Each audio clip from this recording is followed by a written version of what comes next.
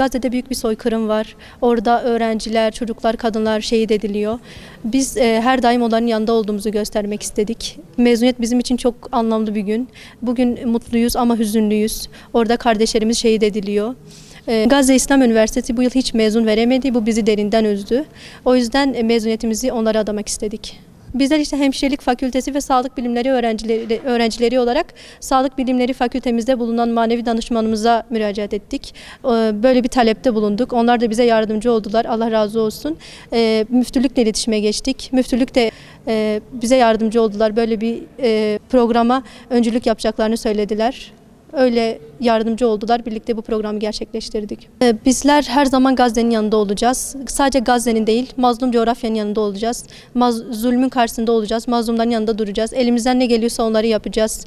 Bir hemşire olarak, bir öğretmen olarak hangi alanda olursa olsun her daim zulmün karşısında olup mazlumların yanında olacağız. Elimizden gelen her şeyi yapacağız.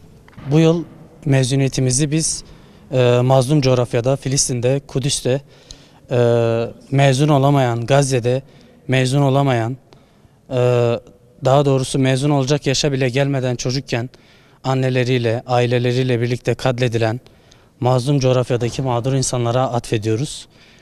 Bu bağlamda arkadaşlarımızla camide buluştuk, mezuniyetimizi gerçekleştirdik. Gönül ister ki bu zulüm bir an önce bitsin.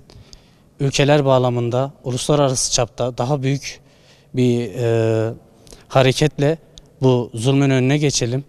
Ancak bizim elimizden gelen en fazla ses getirmek, elimizden gelen en fazla yani fiziken, maddi anlamda en fazla boykota destek olmak. Mazlum coğrafyadaki insanların üzerindeki bu zulüm bitsin. Onların üzerine gelen Siyonistlerin ve onların destekçilerini de Allah kahhar ismi hürmetine kahru perişan eylesin. Biz öğrenciler olarak bu şekilde bir etkinlik yapmayı planladık ve ülkemizdeki diğer üniversiteler arasında bir ilk olduğumuzu düşünüyoruz ve diğer üniversitelere de örnek teşkil etmesini bekliyoruz. Bu anlamda Gazze'yi gündemde tutmayı düşünüyoruz. Bu etkinliğimizde buna amaçlıyoruz yani.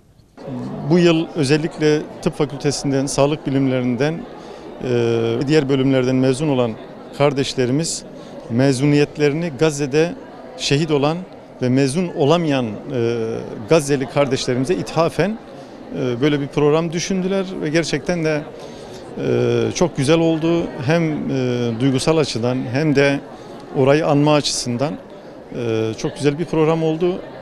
Gençlerimizin tamamen amacı burada Gazze'yi hatırlamak, Gazze direnişini diri tutmak, bütün toplum nezdinde, bütün ülke nezdinde bu bilinci ayakta tutma düşüncesi böyle bir etkinliğe vesile oldu. Bizler de müftülük olarak ve Gençlik Koordinatörlüğü olarak bütün mezun kardeşlerimize kefiye hediye ettik.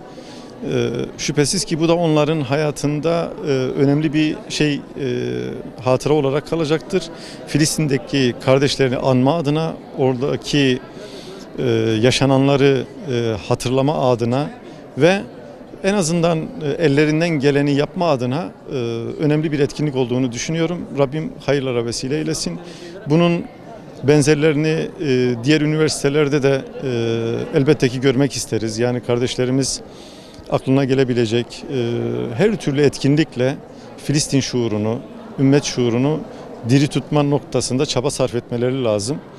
Çünkü biz biliyoruz ki burada bir kefiye giymekle ya da mezun olan kardeşlerimizin böyle bir etkinlik yapmasıyla Filistin kurtulmayacak. Ama gençlerimizin ve toplumumuzun bir anlamda şuuru ve hissiyatları diri kalacak. Önemli olan hissiyatımızın diri kalması ve bütün dünyada ses getirecek, insanların gerçekten mazlumların yanında olmalarını tetikleyecek bir takım etkinliklerin, eylemlerin yapılmasına vesile olmak. Bu noktada gelen özellikle gençlerimize ve bu organizasyonu yapan İnönü Üniversitesi başta olmak üzere Gençlik Koordinatörlüğümüze ben şükranlarımı arz ediyorum.